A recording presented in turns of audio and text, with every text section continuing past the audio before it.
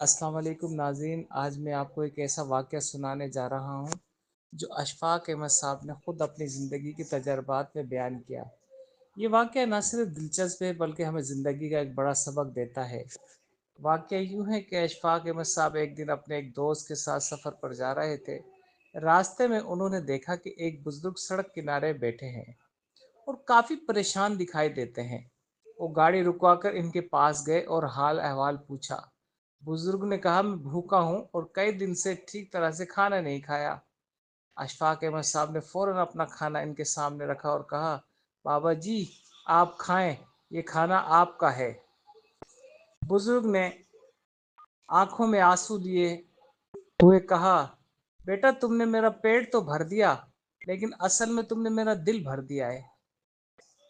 सबक इस वाक़े के बाद अशफाक अहमद साहब कहा करते थे कि इंसान का असल पेट उसी का दिल है। जब तक दिल भूखा है सुकून नहीं मिल सकता। दूसरों के लिए आसानियाँ पैदा करो, यही असल खुशी है। नाज़रीन, ये था एक छोटा सा वाक़या अशफाक अहमद साहब की ज़िंदगी से। अगर आपको ये कहानी पसंद आई हो तो वीडियो को लाइक करें और चैनल को सब्सक्राइब भी ज़रूर करें और अपने राय कमेंट्स में ज़रूर दें। बहुत शुक्रिया।